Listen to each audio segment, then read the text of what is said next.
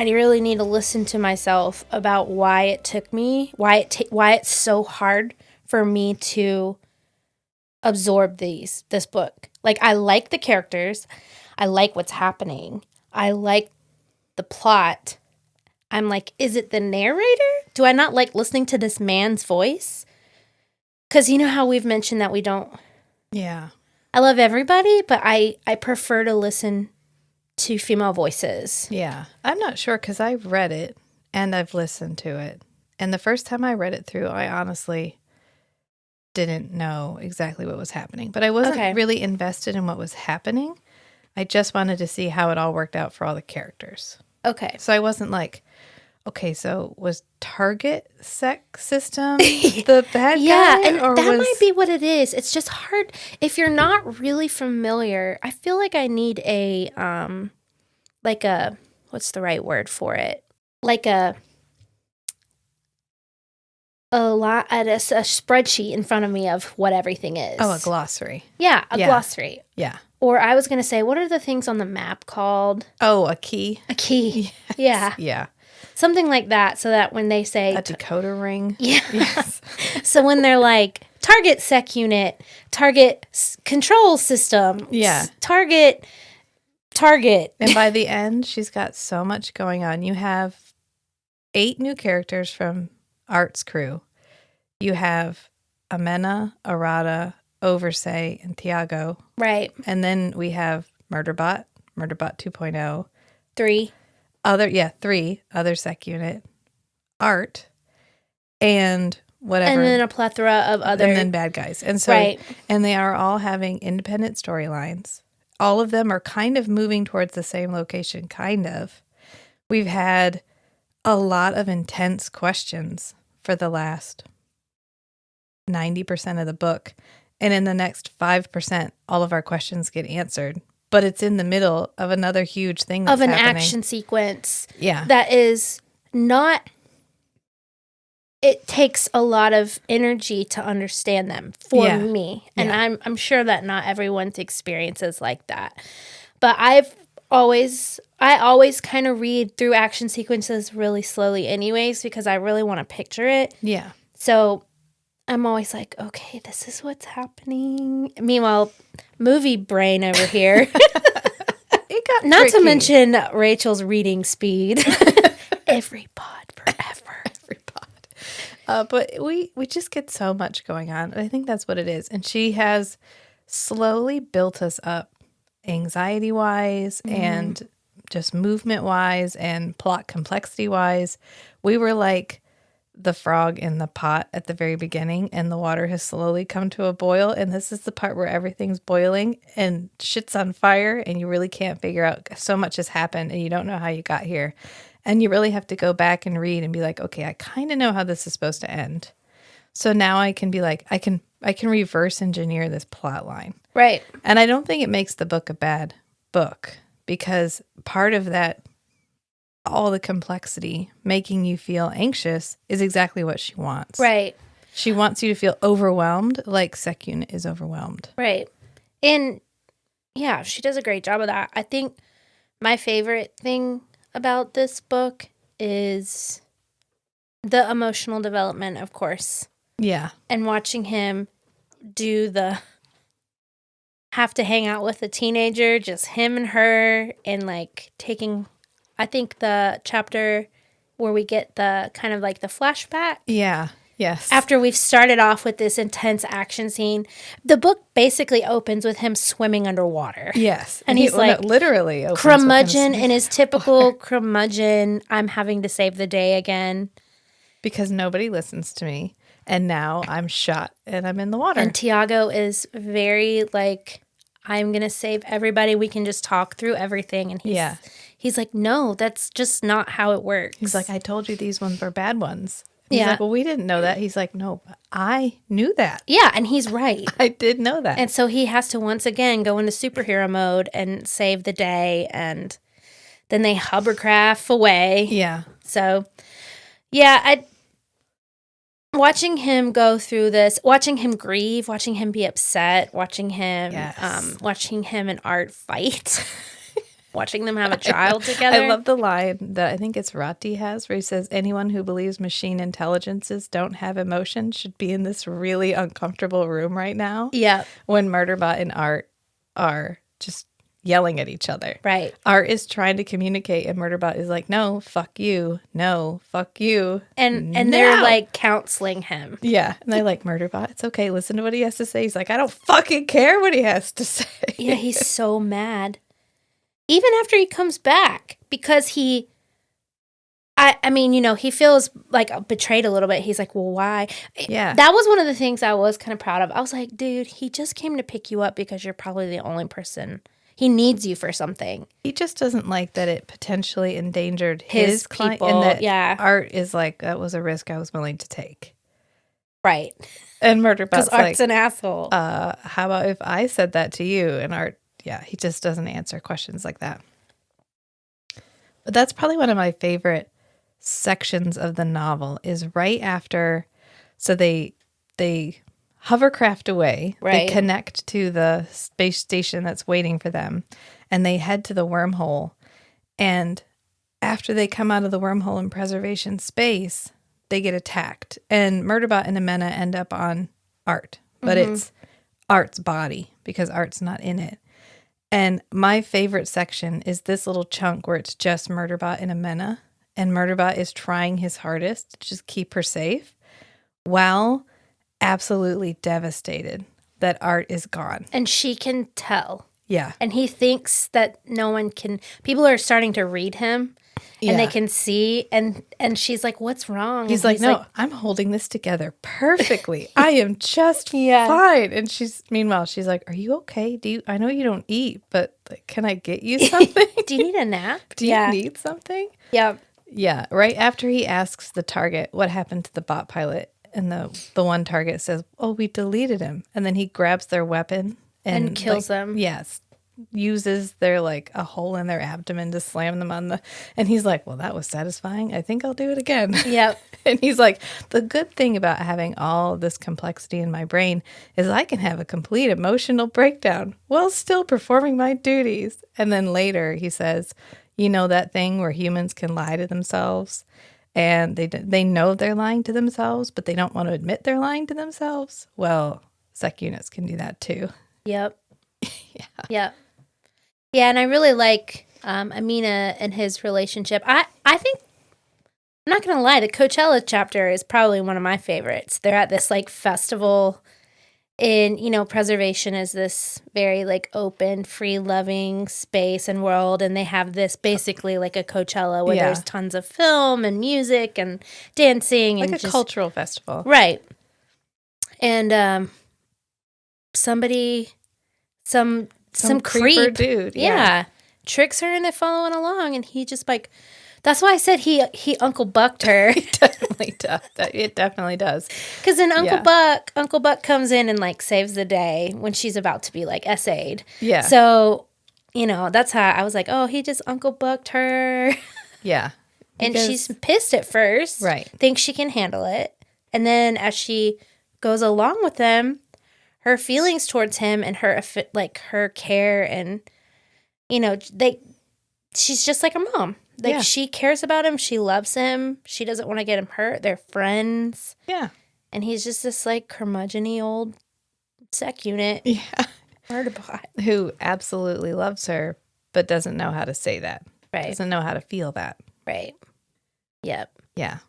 So when they are finally on the ship and he does get hurt, you know, she loses her mind. Yeah, because he brings Art back, but at great personal cost. Yep. And she's really upset. And he's like, well, you know, she's never seen me like this, although this happens to me pretty frequently, which it kind of does. Yeah. Yeah. Can you I'm going to ask you several times to walk me through what was actually happening. How did he find Art? Well, he started taking down the enemy intelligence that was on Art. He created like a DNS attack or the denial of service attack or whatever, where you just spam with pings until something collapses. People use it now to take down websites and stuff, but he uses that to take down that system. And as it starts to fail, more and more of of Art's automated systems come back on. So there was a message that Art had sent, but it had been caught like in the queue. And so when that control system started to go down, it got through. And so it pinged his little communication device of Art's that he has in his rib.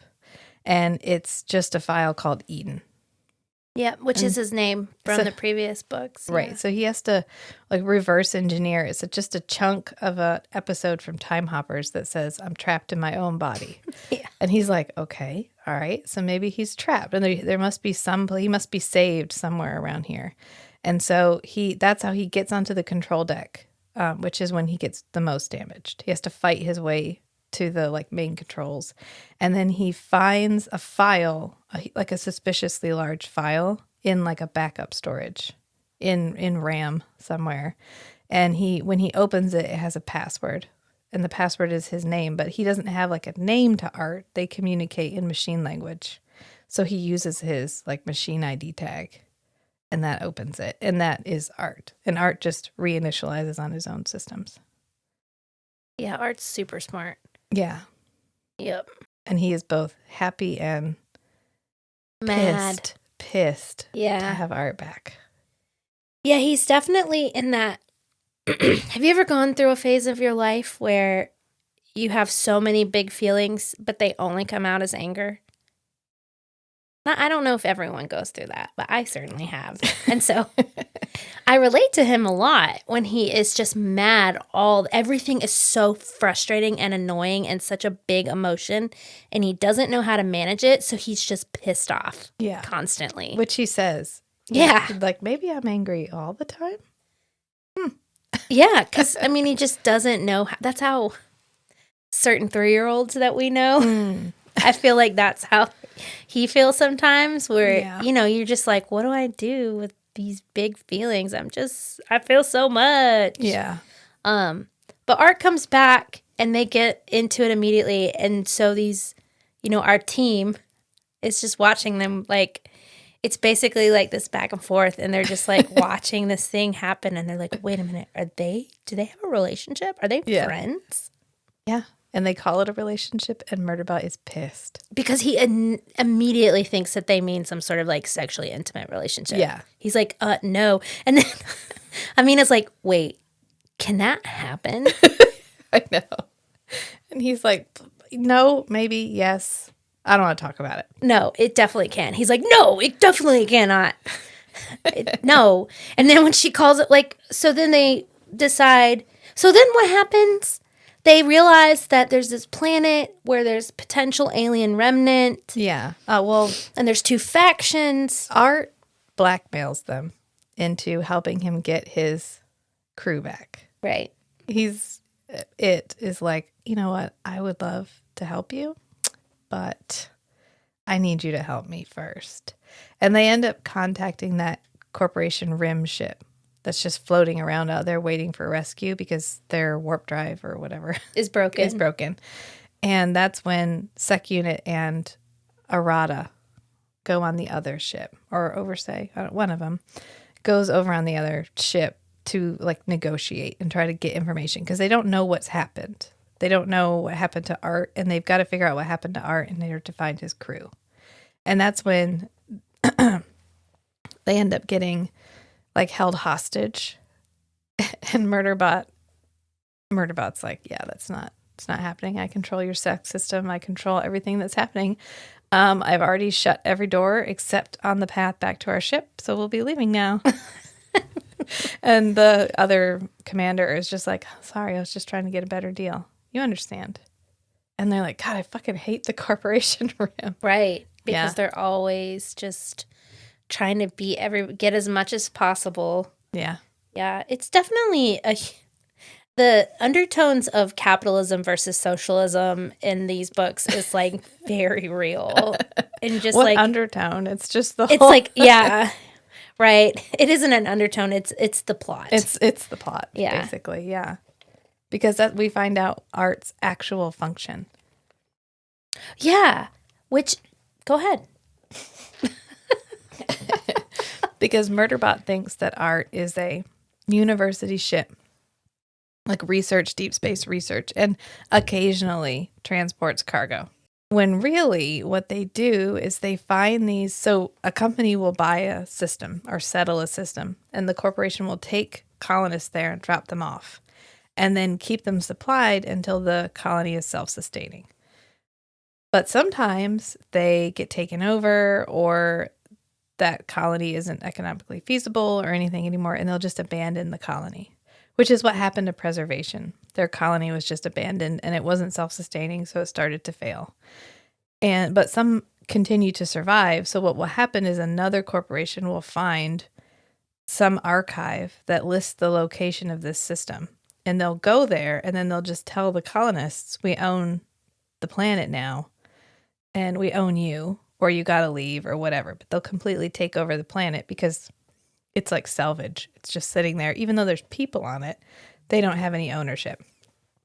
And so what perihelion, or art, does is go to there and talk to the people and produce documentation that states that they have ownership of the planet. Not produce as in find it, but forge it. So they forge documentation for these colonies so that they have the right to own their own planet. So they're, in essence, a nonprofit. Yeah. That saves groups of humans. Yeah. From corporate entities just lying seizing and their taking land. From the colonization. Yes. Correct. Okay. Yeah, I knew it was something cool like that. I was like, I have a feeling it's this thing, but I'm gonna make sure that's what it is. It's a like a charitable mission. Right. Yeah. And it's sponsored by the university. Yeah, the University of New Time. Which is why Art he's fully weaponized. Right. Secretly. He has a asteroid deterrent system. Right. Which is, I think, 24 rockets, 24 bombs. Yeah. And lasers and, in case you meet some really, really big asteroids. Yep. You got to get through that asteroid field. Yeah. What else are you going to do with those rockets? That's another part that's my favorite. Yeah. At the very end, when Art finds out that Murderbot has been captured, and he's like, well, then I'm just going to burn it to the ground. And they're like, Art, yeah, take a minute. And he's like, well, you better come up with a really good alternative to burning it to the ground. Yeah, he's like, negative, we're not doing your plan, we're doing my plan, and we're burning it to the ground. Yeah. Yep. Until they give me my friend back. I will hurt them until they give me my friend back. Yeah. I really liked the introduction of baby Art and... Oh, Murderbot too? Yeah. Yeah. That was really cool. Watching Murderbot have to interact with himself. Yes. It is always a moment in a being's life where they have to face themselves. Yeah. And I'm curious how that will change him moving forward in maybe some of the other books. Yeah, maybe. Like being self-reflective, like, oh, well, I know I'm an asshole because I've had to work with myself before. Or I know how terrifying it was to interact with me. Right. When I just took over things and forced stuff to the front of people's feeds and whatever. Right. And with, he was completely just wide open, vulnerable. Yeah. Raw. Yeah. With his double? Yeah. Yeah. Himself. Yeah. Yeah.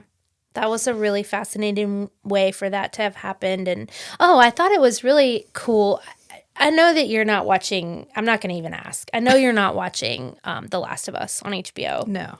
But it is probably the top show that's out right now. We're only 3 episodes in. I personally believe that episode 3 of that show has moved up to top 3 episodes of TV for me. Mm-hmm. It's incredible. I've heard good things. The 3rd episode, standalone, you can watch it by itself, and I've never felt so, it's just perfect. It's a perfect story, perfectly acted, incredibly, heartfelt, wrenching, you had to, stop and ugly cry yourself to sleep. That's how good this episode was. But But that show is about a fungus that takes over. Yeah, cordyceps. Yeah, cordyceps. And so it's just been the timing of reading this book, because we get this almost, the big bad is basically kind of like a construct. Yeah, it's an advanced alien fungus. Yeah, advanced technology that also presents as a fungus. Yeah, an organic.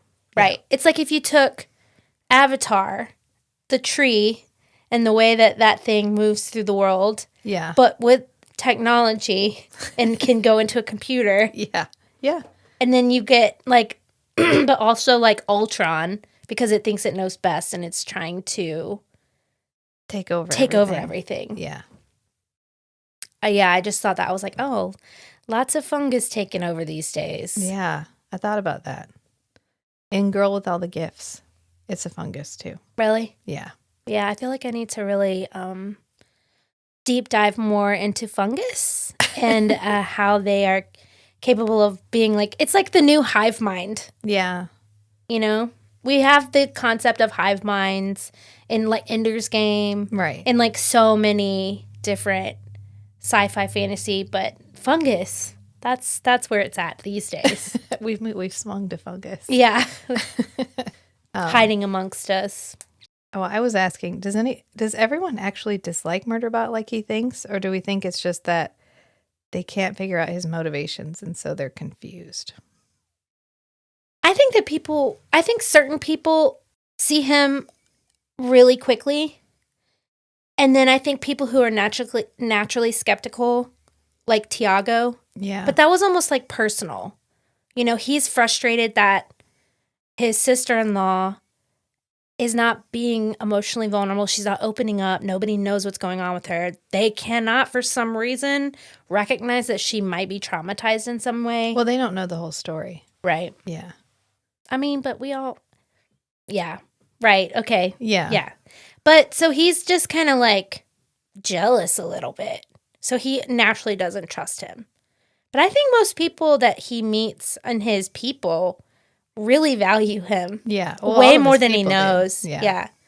One of the little sweet parts is where when he gets back and he realizes like, oh my God, they did all of that for me. And like I was made to be left. To be disposable. I'm a construct. My entire purpose is to be left behind. And they went out of their way for this rescue mission. And then he goes, I need to stop talking for a little bit. And I stopped talking for a while. It's like he needed to go look at the wall and watch TV for a minute. Yeah.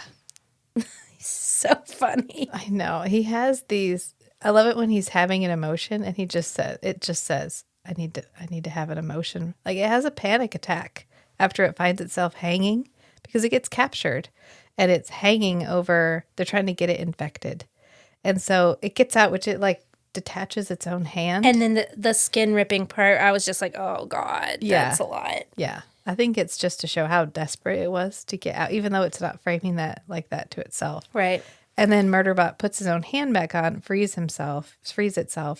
And then it's like, I need a minute. It literally sits down, like turns around, slides down the wall and sits there for a minute because it's like this is every single worst fear that I have ever had. And it's all happening all at once. And I just need a minute. And it just sits there for a minute. Like I gotta pull myself together, but I just gotta feel it. I gotta feel it for a minute. And it has like a panic attack because it hates planets.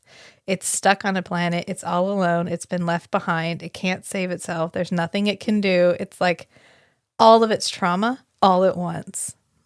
Yep. Yeah. Yeah. And that was intense. That's when it meets Murderbot 2.0. Yeah. And it's like, what are you doing? And Murderbot's like, I don't feel so good. It's like, do you need diagnostics? And it just starts running diagnostics. And it's like, I can't handle me right now. Yeah. Yeah. I know. But isn't that real life? Yeah. In your worst moment, you're like, just get out of my head. Oh, that scene at the very end where we have Murderbot and its body is failing and it's still trying to fight. And then Murderbot 2.0 is trying to help him. And then it's talking to the actual control system, the non-infected control system, which has been trying to send a distress signal. and it can't. And so it starts sending the distress signal to Murderbot because it realizes that somebody is listening. And so it's just calling for help. So Murderbot gets there and it actually talks to the control system. And the control system is like, are you here to help? And Murderbot's like, yeah, I'm here to help. And it's like, okay, are all my people dead? And Murderbot has to tell it, well, some are, but no, not all of them. And then Murderbot actually asks permission to turn off the main control system. And it's like, will this save my people? And Murderbot says, yeah. And it's like, okay, then yeah, you can do it. Yeah. And so everyone in this room are all fighting for their people, their clients, whatever. Right. And that's when Murderbot 2.0 sacrifices itself. And it's just, it's three machine intelligences having a conversation. And it's such an emotionally charged moment because they're all preparing to sacrifice themselves. Right. To save their everybody. people. Yeah. Well, and and there's something about the big bad who is also what I think that's the part I missed. Like, what's the big bad's purpose? Like, what is it trying to do? It's trying to get off the planet so it can infect more things. Okay. So it needs a ship. Okay. And so it tried to take the Barish Estranza ships, but one I think wasn't wormhole capable, and the other one they destroyed the wormhole ship. Oh no, one isn't wormhole capable, and then the other one it has wormhole capability, but they improperly installed the wormhole add-on, Right. alien tech add-on, and so it's not working. They broke it, and so that's why they needed Art, because Art is wormhole capable. Right. Well, and you get these three, all of our units are so benevolent and just so motivated. It's wild that these constructs were created by like corporate systems, but they end up being on their own really like morally kind. I mean, what's a smart person way of saying that? Like, they are just really good. Yeah, they're genuinely good. They're genuinely good, and they've taken their purpose, which has been programmed into them, to like it flows through them, and they just come out kind of like curmudgeon-y Jedis. Yeah, at least Murderbot did. Yeah, but this, the fungus among us, the fungus constructy kind of hybrid thing is bad and not kind and not good and like evil. Well, not evil. I hate to use evil, but like malicious. Malicious. But also self-serving. And it isn't about, it's about itself expanding throughout the universe. Replicating. Yeah. Versus the way the rest of our pals are doing it. So I love that each time we meet somebody and we watch Sec 3, come be like, oh my God, what do I want to do? I know what I want to do. I love how lost it is. Yeah. And he's like, I know what I want to do. I want to help. Yeah. And it's just so sweet and endearing. Yeah. I just like love these machines. Yeah. People machines. Yeah. Really fast. And yeah, that's, at the end of the day, I'm just like, they're so cute. It's like Mickey. I know. Which we talk about Mickey in this. Yeah. Yeah, because Murderbot doesn't want Murderbot 2.0 to sacrifice itself for it. Yeah. Because it remembers when Mickey did that. And Murderbot's like, well, no, this is different. I'm doing this so we'll all win. Right. Yeah. Yeah. This is what you created me for. And they did. Yeah. Yeah. Which is probably good because I can't imagine what Sec Unit Unbodied, what kind of mischief it would eventually get into. Like a learning killware. Oh, right. Like that. Yeah. I mean, and I think, you can philosophize a long time about all of that. Like, it was created to be destroyed. Yeah. It was created to destroy and then to be destroyed. Yeah, or be left behind. Yeah. But in a very heroic way. Yeah. And it allows Murderbot to save the day, Yeah. but also destroy a little piece of himself. Yeah. I don't know. It's hard when you think about it as the baby. Yeah, especially at the end when he's actually breaking the physical computer and it's like they're sleeping. They can't feel anything right now because it's killing both the control system and Murderbot 2.0 and Right. the bad guy. Yeah. But all of them at the same time. Yep. And it's like, it's okay. They're sleeping. They're just sleeping right now. Yep. It's sad. It's just such an interesting story. Such an interesting scenario to have to kill yourself Yeah. and the bad guy and this other thing that was just trying to do its best to. But yeah. I mean, it's as dense as her short stories, but it's novel length. right. It's like 4 short stories put together. This must have been exhausting to write because she had a lot of pieces to keep up with. Oh, yeah. Yeah. Yeah, and like where we start and I think the section that was the hardest for me was the section when they're on the ship and then on the ship to leaving the ship was really hard to follow. Yeah, it is really like 4 short stories in one. Yep. It just like kind of changes. I mean, everything about it is just, but they're too short to be novellas. Yeah. So you'd have to put them together. Plus they're all connected. Yeah. I saw someone on Reddit bring something up that I thought was really interesting, and I wanted to bring it to the table. The difference in when we meet Sec 3 versus Murderbot, Yeah. and how Murderbot has had a lot of clients. Like, we don't know how many, but a lot. And he's kind of traumatized. Yeah. He's had some really traumatic stuff happen. And he's always felt really alone. Yeah. And understanding how much of his like constant fear and needing to isolate and the anxiety that he feels is his personality from his trauma versus the programming of a sec unit.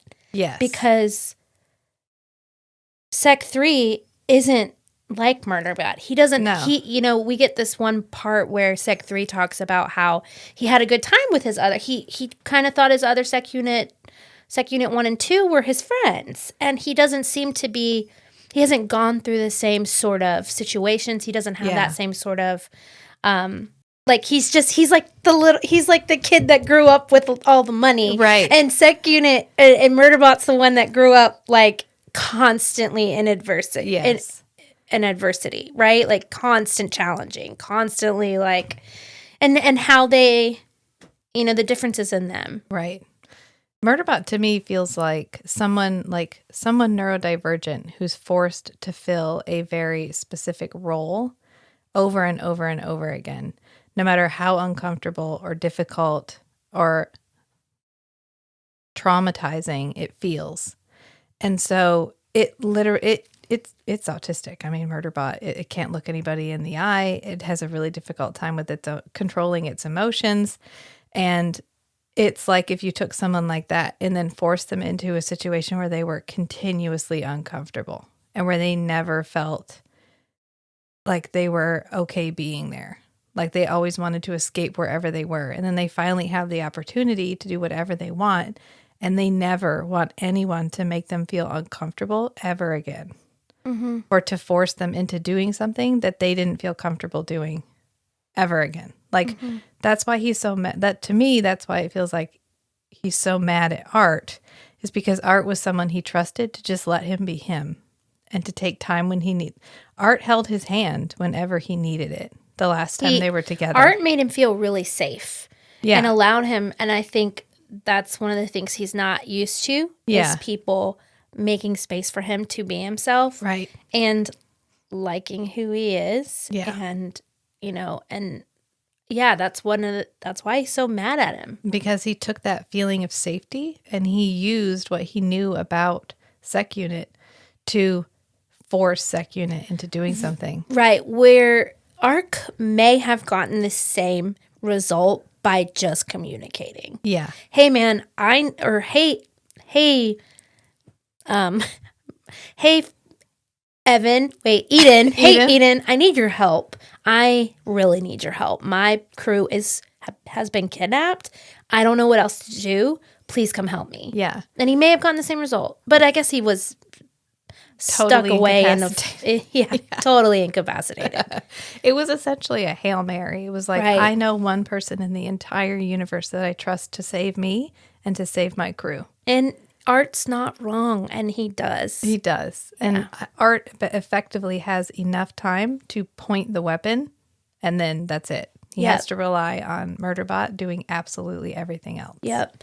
Do we get a more of an explanation in this why Art is so large? I think because of his function. Okay. Because he has to stand against effectively any corporate rim entity at any given time. Right. And that way it can act as its own pilot. It can act autonomous. It can go and spy places. It can be like, oh, I'm just a bot pilot. I'm sorry. I didn't mean to wander over here into your restricted zone. It's fine. There's no crew. There's nobody to remember anything. Mm-hmm. Sure, I'll pretend delete that stuff out of my information. It's fine. So he's a perfect spy. But it is a perfect spy because it can go anywhere and can just be like, I'm ship. I don't know what's happening. Mm-hmm. Yeah. Which is good because it can hide stuff from other people they want to hide stuff from, but also it's very good at hiding stuff from its crew and everyone else. Right. Although I love the moment when it gives Murderbot control of its cameras because Murderbot has realized it had cameras and it never told Murderbot, and Murderbot is so mad because that would have been really helpful. Right. And then it gives him access to the cameras and it's like, stop being nice to me. Stop it. I don't want, not too late, too little, too late, Art. Yeah. Yeah. Petty. Yeah. Yeah. But even to your original point, even Murderbot says, maybe I'm unusual for a Murderbot. Yeah. For a Sec Unit. Because this Sec Unit appeared to like its colleagues. And I never liked other Sec Units. Maybe that's me. Maybe I just assumed every Sec Unit was like me when maybe they're not, which they would all be individual, right? Because they're all organic and based off different. They say that they're not like clones. This isn't like the Star Wars universe where they're all the exact same. They are different DNA, different genetic copies. Yeah. So they do have some sort of individuality. Plus, they were all born at different times and places. So, like, astrologically, they would all be really different. You're welcome. But one of the funniest parts is where, I think this is the very end where they're talking about, we're at the, like, kind of like the denouement. We're back on the ship. And they're all talking. And Perry, which we haven't said, Art's name is Perihelion. And they call him Perry. And one of the ways that Murderbot, the part where Murderbot proves that he knows him by being like, I call him Art because he's an asshole research transport. And they're like, oh yeah, he really does know Perry. But when they're at the end and Murderbot has assumed that Perry Art told his crew everything about him. Yeah. And he didn't. He just said, I have a buddy who is a Sec Unit. Yeah. And then when they realized that every time they've heard about the Sec Unit on the news, it has been him, Murderbot. Yeah. And it is a famous Sec Unit. Yeah. And what he's able to accomplish and how he's able to bebop around the universe and come out on top every time. Yeah. I mean, he's a very masterful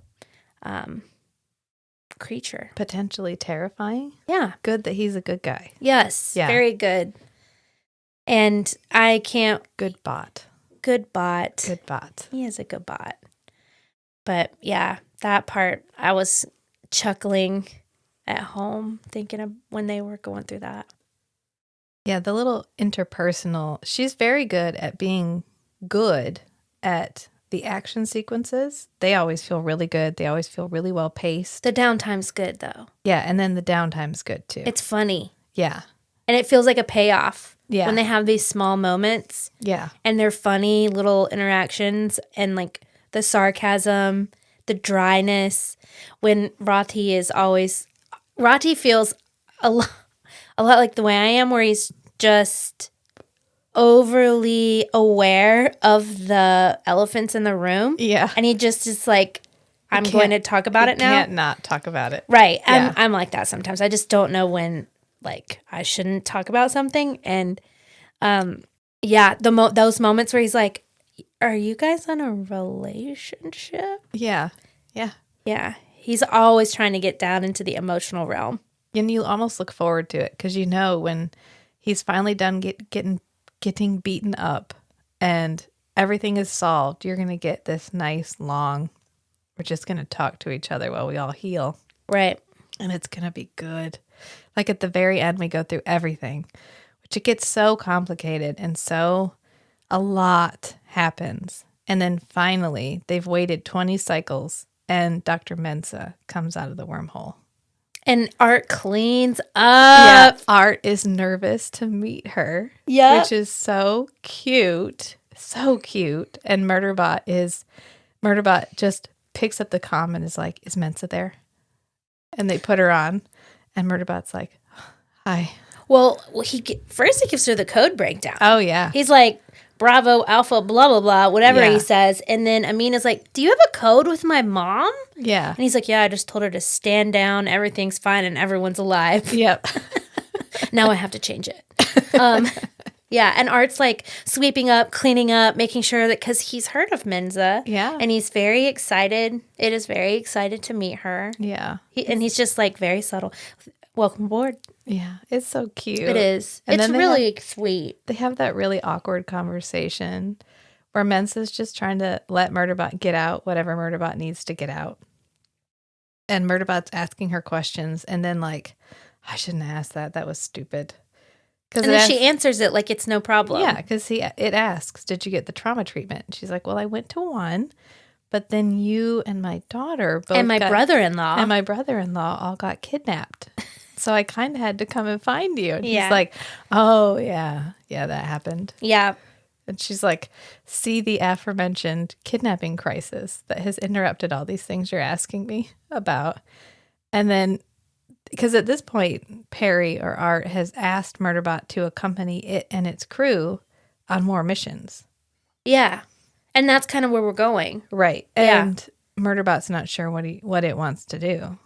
And it also needs the validation that Mensa's going to be okay a little bit. Like he recognizes that may be hard for her because, you know, when we're at Coachella, we get a glimpse of how her trauma is showing up. Yeah. And like her needing a lot more from him and like the hand holding thing. Like he walks over and she immediately grabs his hand because there's so much safety there. It's almost like they have a trauma bond.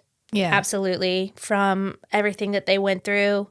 And so he needs her to say, it would be okay if you go do this. Yeah, I'll be all right. And you can come visit whenever you want. No one's going to be mad or angry at you. And Mensa tells it, you know, I'm so sorry, like I've been leaning on you for emotional support, and that's not fair to you. And you don't have to do that. I'll be okay. And that's what it's looking for is like, okay, we can go our separate ways and we can still be okay. Yeah. I was trying to pull up our questions because you said trauma bond and that reminded me. And then at the end, he kind of is like, oh, I need some treatment too. Yeah. I might not be the only one traumatized. And I think he's starting to be more self-aware about, like what you said, what's him and what is sec unit programming. Yeah. And him trying to, you know, recognize when he does have safety, that he, like, being present in it versus always, like, I'm going to go face the wall and watch Sanctuary Moon. Yeah. He didn't get a lot of Sanctuary Moon in this. No, they've started branching out. They've been watching other shows. Yeah. That's okay. Murderbot 2.0 watched an episode of sanctuary moon. Because as soon as it's in his head, it downloads a bunch, it like acquires a bunch of its media storage. Yeah. It's like, all right, that's fine. Yeah. You can have I that. have 3 minutes. I'll go ahead and watch some. Yeah. Yeah. Which they must watch it on like fast forward. Oh, yeah. They probably watch it the way I listen to stuff, like 2.5. 2.0. Yeah. Yeah. This is the first time I wasn't sitting out in the car finishing the book. I finished it earlier today you did for the good. 3rd time. That's good. You read it 3 times. I listened to it, yeah. And I read some of it, but I still not enough to. Every time I reread it, I have forgotten how it ends. Like, okay, I can't remember how this wrapped up. Right. Yeah. Well, and it's just, I think we've talked about this in some of the other books. It's the plot's not what is so, I mean, for some readers, probably, they love the twisty ending or the plot, but this means more to me because I like the characters. Right. And I like Murderbot. And I like art. Yeah. And I want, and I just want to know more about them. So I like the small moments more than the action. Right. So when there is a lot of action, that's when I have a hard time like tuning in. Right. I do the same thing in movies. I'll just, like the fight scenes, I don't care. They're not. Yeah, me neither. It's very rare that there is a fight scene. Actually, there are certain directors' fight scenes that they do them so well that they kind of tell a story versus just being action. Yeah. And those I can follow. The Russo brothers, they're actually pretty good at action. I can follow them. But sometimes you can't. Sometimes I can't. But sometimes action is more plot progressive than other. Does that make sense? Yeah. I think to me, this felt, of course, it felt important, but it felt like there were as many layers of importance as you wanted to put on it. So whatever you wanted to pay attention to on this read through, you could. Mm-hmm. And then next time, maybe you'll be like, okay, well, I know a lot about how Murderbot and Murderbot 2.0 and the control system talk to each other. This time I want to know what they're actually talking about, which is kind of a terrifying moment when it destroys the physical computer, the physical control system, and the fungus infested body that's just been laying on the ground. Opens its eyes. Straight White Walker. Yeah. Stands up. Blue eyes, stands up. And That was horrifying. chases after him. Mm-hmm. Yeah. Which luckily Murderbot 3.0 is there and it picks him up and carries him. And Murderbot's like, yeah, this is really uncomfortable. No wonder everybody always protests so much. Mm-hmm. Yeah. Yeah.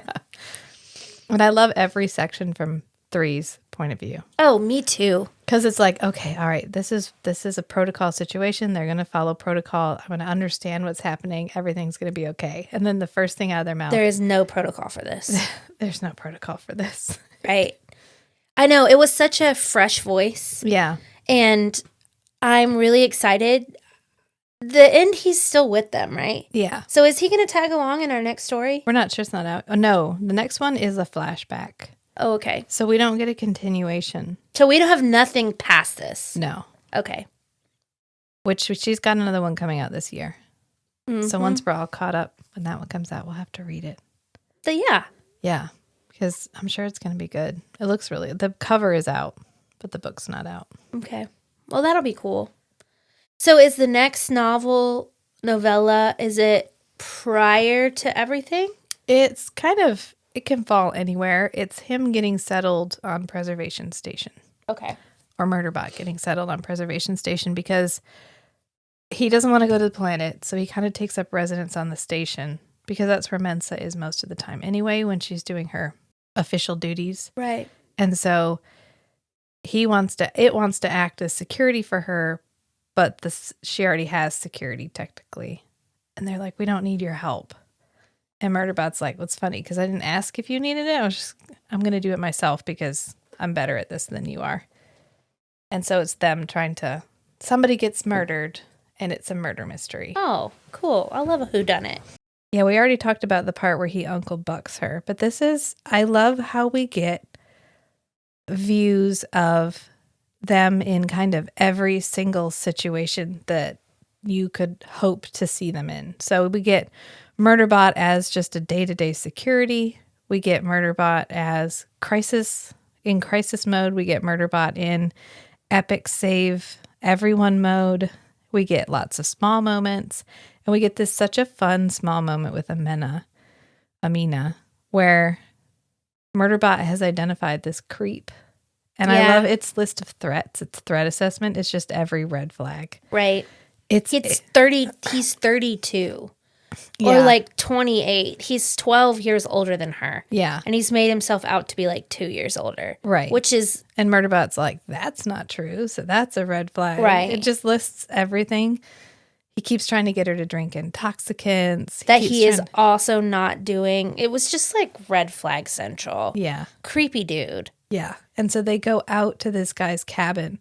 And when the guy flicks on the light, Murderbot's just standing in the room. Can you imagine? And Murderbot's like, checkmate, motherfucker. Yeah. Yeah.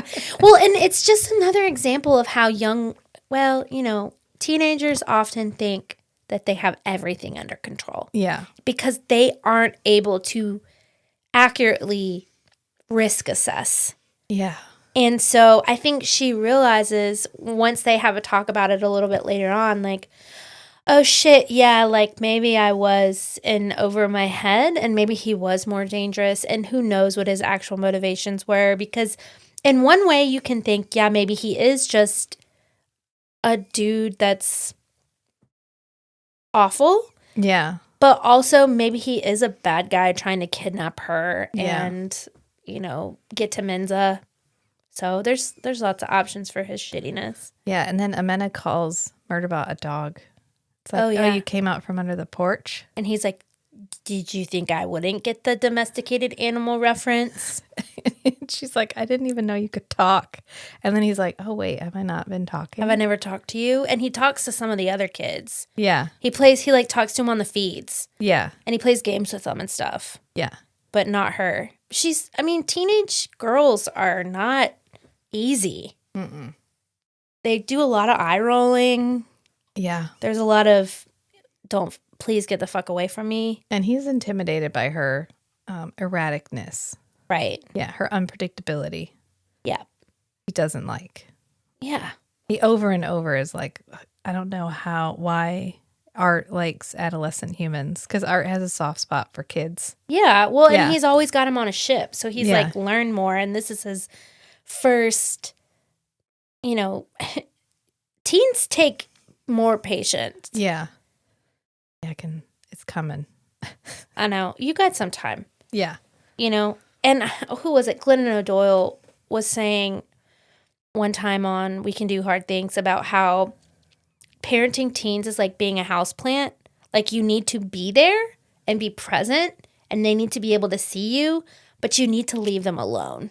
Yeah. Like, so when they need something, you're there, but you cannot be actively just in their shit because that's when they're learning how to individualize and figuring out who they are, them trying to hide, be secretive, have their own lives. I was not an easy teenager at all. No one was going to tell me what to do. I can see that. Yeah. I was really easy.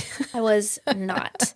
But I also, troubled youth, broken home, latchkey kid. I had a lot of that again, Yeah. So, yeah, teenagers, but any teen just needs some. You're not their mommy anymore. Yeah. You're their mom. Right. So you got to let them do the thing. Which Murderbot kind of thinks about. He does not tell Mensa about what Amena did, about Amena going off with the guy. He's like, no, I figured we could just keep that between ourselves. Right. Which is that's how you build trust. Yeah. Yeah. And she's like, oh, you're not going to tell second mom about this? And he's and like, Murderbot's no. Like, no. This happened between us. Yeah. It's solved. I solved the problem. Nobody got hurt. There's no reason for her to know. Yeah, Uncle Buck. Yeah. Yeah. That is such a long ago movie, but that's exactly what that reminded me of. Yeah. And I actually wrote a quote from that scene because I really like it. And it's at the end where Murderbot goes through the whole threat assessment, and then it's like, and I just had a bad feeling about the little shit. Yeah. It's like, no, that's one of my humans. I'm sorry. You don't get to be a dick to them. Right. Yeah. Yeah, for sure. Trying to look. I was just going to look through my notes too. Oh, yeah. We forgot about we get more information about what happened to Mensa, because Mensa got attacked after she got back on preservation station. What? There was another kidnapping, wasn't there? Or like No, they got attacked by, they basically turned a couple of people into like universal soldiers. They just overrode all of their biological commands and just pointed them at Mensa to kill her. And so we cut in, because he's trying to show Thiago that he isn't intentionally controlling Mensa. Right. That shit has happened that Thiago isn't aware of. And so it shows clips of it. And part of it is like Murderbot is trying to hold one of them down and choke them unconscious. And another one is stabbing it in the back. And after everything gets done, it's like, okay, well, I'm going to go. There's like one thing I got to go do real quick. And that's when it breaks into the sex system, and it like vigilante finds the controller of the guy that sent those people after Mensa. And it finds it, and he gets in the guy in the in the person's room, and it's like, I'm going to kill him. I'm going to kill him. And then it's like, oh, fuck, I can't kill him. Mensa will be really upset. Or I'll have to lie to Mensa, and I don't want to lie to Mensa. And it's like, oh, no, she'd believe me if I just said that he rushed me and I had to kill him because it was self-defense. And he's like, no, she'll know. And even if she doesn't know, I'll know. Yep. And then he ends up calling security and having them come to get him. And Murderbot's like, I should have killed him, but I couldn't, because that wasn't what Mensa would have wanted me to do. Right. So he has to kind of override his desire to just do what he can. He has absolutely no qualms about killing anybody. No, ever. No qualms. No. None. He needs external framework for whether or not it's okay to kill people. And so Mensa is like his external conscience. So it's, or when we're on the ship and he wants to kill those people, but he can't because then Arata will make a sad face. It's like, yeah, I want to kill these pirates, like Waterworld pirates. Yeah, they really are Waterworld pirates. The way that they're described, like sitting up in their little gunship, and it reminds me of the Waterworld. I love that reference. Oh my god, you should do that movie sometime. Oh, I love Waterworld. Yeah, a lot of people did. You want to talk about expensive movies? It was a good movie. It has a director's cut. That's awesome, and it actually makes a lot more sense than the non-director's cut. Yeah. Yeah, but you know when they go up to the atoll and they're all on the like cobbled together ships. Yeah.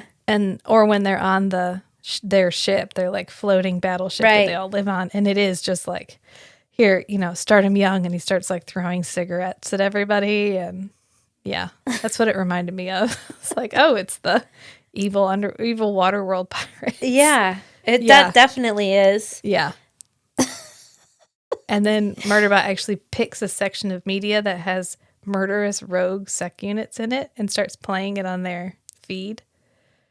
So that they understand what the fuck they're dealing with. Right. Yeah. He's so funny. Yeah. He's so funny. Doesn't somebody say in this book, like, how dry his sense of humor is? Oh, no, maybe I read that on Reddit. I get confused. I also read an article. Actually, that's really irrelevant right now. I read a Martha Wells interview, but I don't know what to say from that right now. Okay. Is that the one where she said she had his voice first? I don't think so. I was like, I need to remember this. That's another thing. I don't remember stuff. like when I'm reading it, I'm trying to think of like how many times you really need to read something to really absorb it. So that, I mean, maybe sometimes, maybe it just depends on what it is. When I'm reading a text book, I will retain it better. Oh, I have to write it down to retain it. Well, because I'm forced to. I can't read it if I'm not paying attention. Yeah. But if I'm listening to it, I can be doing anything. Yeah. And then I'm like, oh, time has passed and I don't know what's going on. Yeah. And then I have to rewind it. Yeah, and that might be. Yeah. Pod Labs looks so good. Sorry. It's okay. Just like, I feel so good in here. Yeah, I feel so good in here. But this was a good book. So I think we recommend this book. Oh, definitely. I would recommend the entire series. I've told a couple people. It's a reread. You got to reread it. This is not a one-time through. This wonderful. This isn't the series if you're like not a reader and you want to be a reader that you pick up. No. This is a book where, and I think you and Matt are dead on about, like, for him being a coder, being a computer person, this is a lot easier for him to follow. This is out of my comfort books. This is out of my comfort reads. I like to read fantasy. I like to read smut. And I've read a lot. I mean, I've read some sci-fi, but this does feel a little bit like homework for me, but I really enjoy it at the end of the day and would recommend it. I think this is a book that one of our mutual pals could read and really like. Yeah. I think he is reading them. Is he? Yeah. Okay. But it's because I like the character of Murderbot so much. Yeah. That you push through everything else. Right. So even if you don't love the action, which I enjoy the action sequences, I feel like they're just short enough that even if I'm This would be a great TV show. Yeah. It would she writes it like a TV show. It's paced extremely much like a TV show where you get a little bit of action and then some down and then a little bit of action and then some down. Like the part where the agricultural bot, he calls the agricultural bots in to help him. And then the control system, the evil control system takes them over. And it sends that one agricultural bot after him. And he manages to shoot out all its joints and save everybody, but then it falls on him. And everybody just bunches up around him and is shooting at him. And it's like critical failure, no restart. Right. And you're like, oh no. It's so... End episode. Yeah. Yeah. Go to commercial. She does such a brilliant job of establishing and maintaining and like keeping us in love with that character. Yes. And even when it's doing stuff that, like, arguably the whole scene where it's alone with Amena, it's being a complete asshole.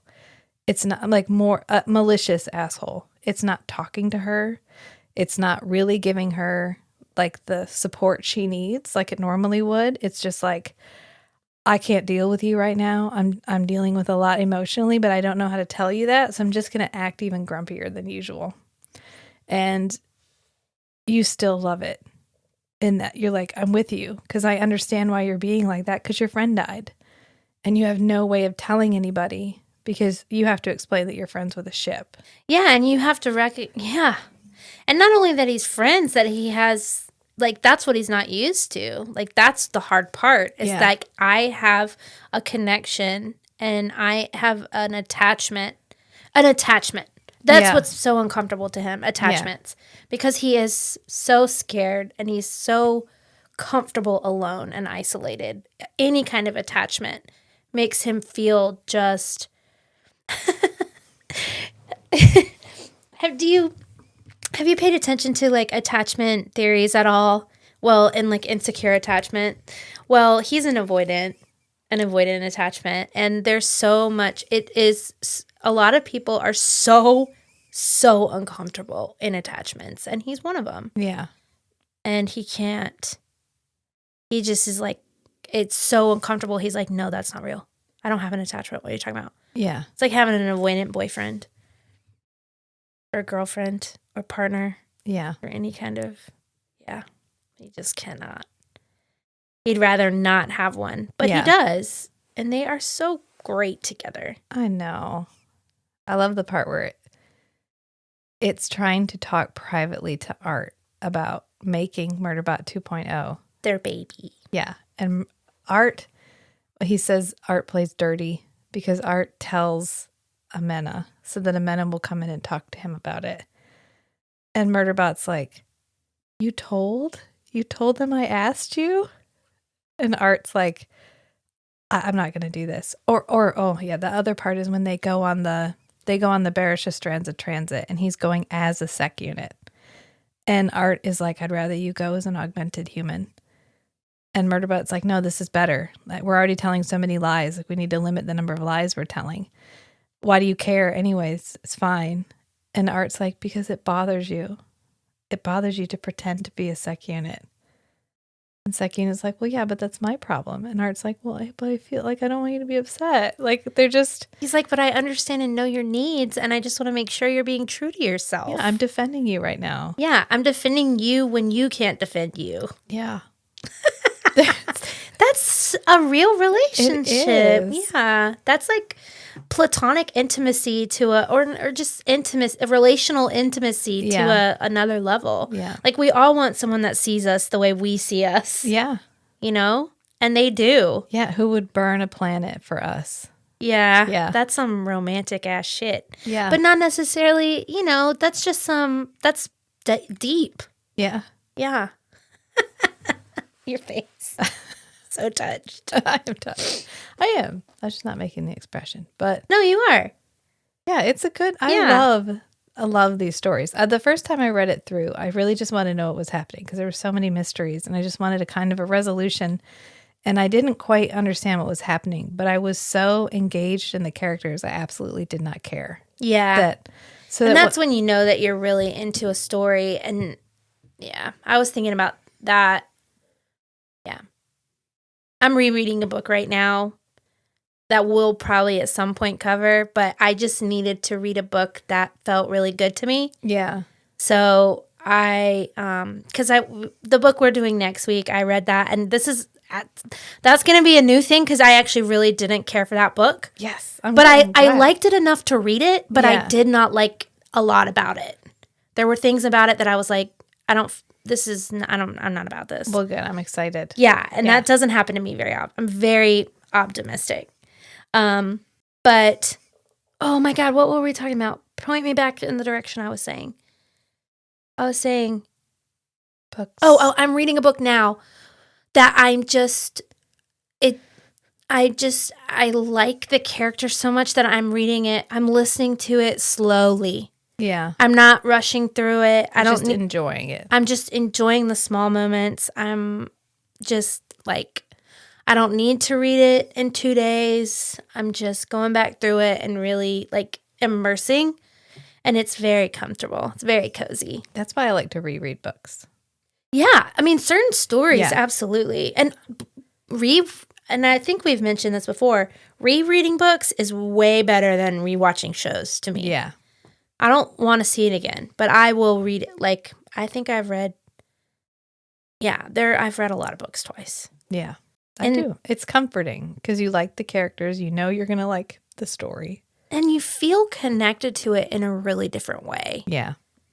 It's not the same experience as watching a show. It's deeper and more immersed. Because the story can be so much more immersive. You only have so much. A visual media can only convey so much. Yeah. But we can see so much more in a book. Yeah. I mean, you couldn't get a character's thoughts in a movie without a bubble. That's what I like about comics so much, too.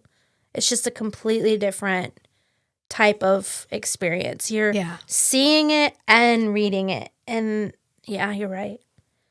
The depth of reading and being able to see thoughts. Yeah. But also see a visual. It's amazing. Comics are amazing. Or graphic novels, whatever you want to call them. Yeah. Like both. So like when are we going to stories. do your writing? We're not. Okay. That was a nose flare. Everyone, that was 5 listeners. That was a nose flare. I got to finish it. I hear you. I know. I need to reread it anyways. I got to buckle down. Well, you know, just when it comes to you. No, I know, but I need to. You can't force that kind of stuff. I got to set aside time. That's what I mean. I just got to set, even if I just sit there, to be like, this is my writing time. Yep. All right. So read Murderbot. We like this. Hopefully you already read it. Although we didn't really spoil the ending. Yeah. Did we? Yeah. God, I'm trying so hard. I mean, this is not, you should not listen to this if you aren't if you're going to read a book, don't listen. Yeah. You don't listen to content about a thing that you haven't read. Yeah, this was our review, so it was fine. Yeah. Our book talk. Just open talk. We talk about a book. Yeah. This one was Murderbot, Network Effect. Did you notice I got my hair cut? It did. It looks really nice. Thanks. Saw your picture on Instagram. Oh, yeah. Thanks. It's short now. Shorter. Medium length. Because my hair was dead. That's quite blonde. It is very blonde. But I am naturally blonde. But I get it really blonde. I get it extra blonded. I get it extra blonded. Yeah. I get it as blonde as when I was a baby, a little kid. Which is very blonde. But what do you have? Well, coming up next is City of Nightmares. Right. Yeah. That's the book I didn't like. Right. And I'm excited to differ in opinion. Because Yeah. I think it'll be a lot we can talk about. Because you did like it. I liked it. It wasn't like oh my God, this was amazing. But it was good. Like, I enjoyed it. Yeah. I'd read whatever sequel, if there was a sequel. Do Yeah. you think there's going to be? Yeah, and I'll read it too. And that's one of the things. Anyways, we'll save it for next week. Yeah. So moving forward, we would love to focus on like books that are really, really good, but maybe aren't the book that's all over everybody's feed right now. Yeah. So we would love help finding those. If anybody wants to drop some in the suggestion forum, we have a suggestion forum, and it's at my website, our website, strangeandbeautiful.club. Strangeandbeautiful.club. Yeah. It's super sophisticated. It's just a bunch of links. Yeah. So you just go on there and you find the right link, which is submission form, and fill that out. I'm still on Instagram. I am up to 53 followers. Holy goodness. Oh, yeah. Yeah. I'm doing good. I'm excited. You're doing great. I posted the other day and I got like 4 likes I love that. within an hour. Holy goodness. So I was like, oh, look, people are, because usually I like it. And then you like it, and then maybe one other person will like it, which is fine. Well, and something that I might start doing is I've thought about, I engage a lot on book talk on TikTok about books, and I've thought about sharing our... If you want to run the Strange and Beautiful TikTok. I don't want to run a TikTok, but what I will do is say, hey, you should check out this podcast. Yeah, feel free. You can shill for and the I might podcast. start doing that more and do a more on Instagram, just because I feel like there are people out there that might want to. I don't know. Of course there are. Yeah. I get views on days when we don't post an episode now. Cool. Which is good, because it used to be I would post an episode, I'd get views, but then I'd have a lull. And then when I post an episode, I'd get listens. And then there'd be a lull. But now there's a handful. Yeah. Every day. So I feel like that's good. Yeah. I've been thinking a lot about my definition of success for the podcast. Yeah, tell me about that. And so I was thinking, really my only definition for success would be for us to build an interactive community. Right. And I don't care how big it is. Yeah. Yeah. Same. So that's fine. We're getting there. It just takes time. It takes time for people to find you. My definition of success is public criticism. Oh, yeah. That would be really... When people don't like you. Yeah. The first article that somebody writes, it's like, what is this? Why are they so dumb? Why is Kate so dumb? I am going to frame it. Yeah. Public criticism. You're like, oh my God, look. Or just, I don't know. I just want, have immersive conversation to talk about this stuff. Because, no one, there's a lot of, and I hear you. What I hear you saying is that you want to do some of the lesser known stuff, but I still want to do the Sarah J. Maas books. I mean, yes. Because I'm obsessed with them. With a few notable exceptions. Okay, thank you. Their grandfather did. And thank you. And I think anything that means a lot to us. Well, yeah, obviously. Yeah. I'm just saying I don't want to be like, oh, everybody's talking about Colleen Hoover right now. I don't give a shit about her. Did you read Verity? I don't care. It was not okay.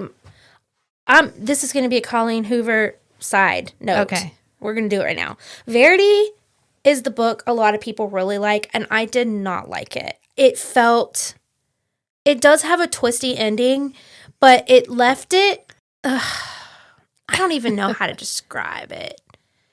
It just didn't, when someone says this, when I hear someone say that book was so good, I'm like, well, what other fucking books are you reading? Because that was not, to me, You know, I Yeah. mean, she left it so vague and it was so twisted. I mean, I guess that's what people liked about it because it made them feel. I mean, people like stuff when it makes them feel. It could have been a very good, if you're not a reader, book. It is. It is. That's exactly what she is. Yes. If so you're not a reader, which no gatekeep. I'm not going to gatekeep. Yeah, no, I'm not saying that. I'm just, there are, like Greg Egan. Okay, so Greg Egan, I'm never going to read Greg Egan. I don't care. He's so deep in sci-fi, it might as well be in like another galaxy. He'll have like one of the book series Matt read, the main characters are amorphous blobs. Ew, no, and it's them figuring out how to save their planet. Do they have sex? I don't want it.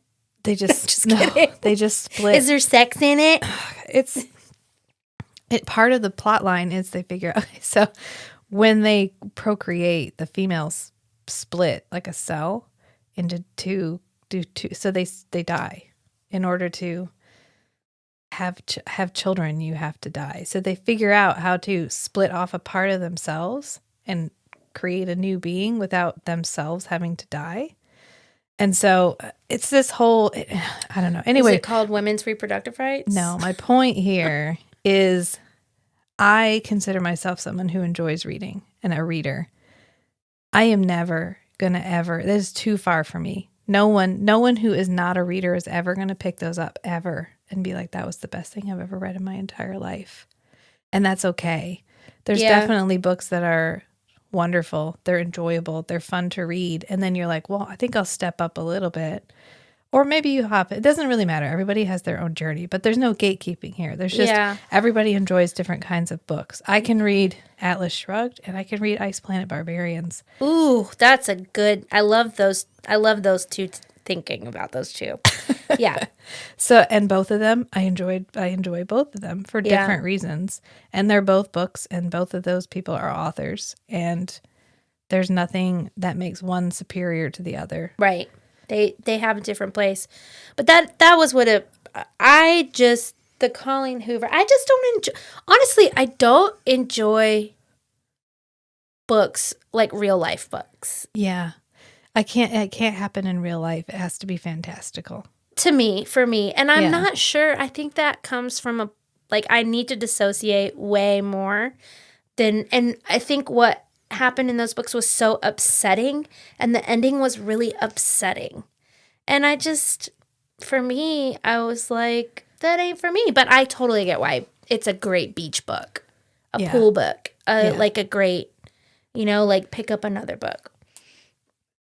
Yeah. But yeah, no, I would never want to do.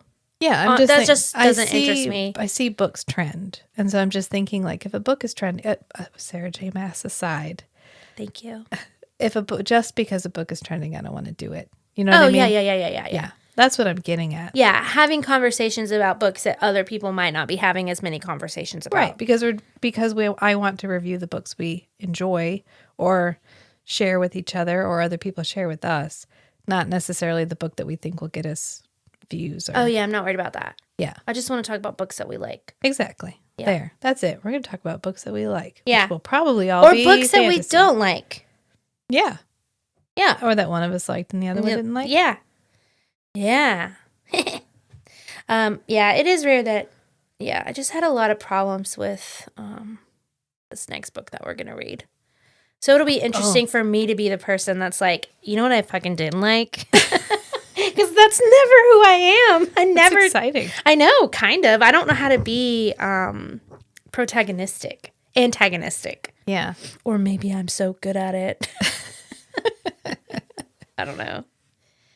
Not antagonistic, but just critical. So City of Nightmares, again, is what we'll be reviewing. And I'll post about it on the podcast. Or I'll post about it on the Instagram. Right. For the podcast. Because I can't remember her author name right now. It's Rebecca something. Yeah, Rebecca. Did I listen to it? I think I listened to it. But we're in the pod lab, so I don't have reception.